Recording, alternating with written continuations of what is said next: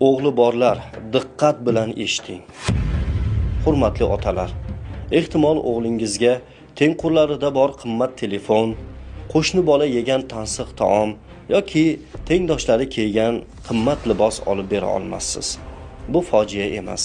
Halol mehnat qilyapsizmi? Tamom. U yog'idan qayg'urmang.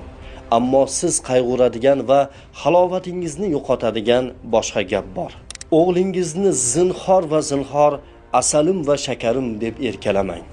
Arslonim deng, arslondek bo'lsin. Biroz dag'al muomalada bo'ling.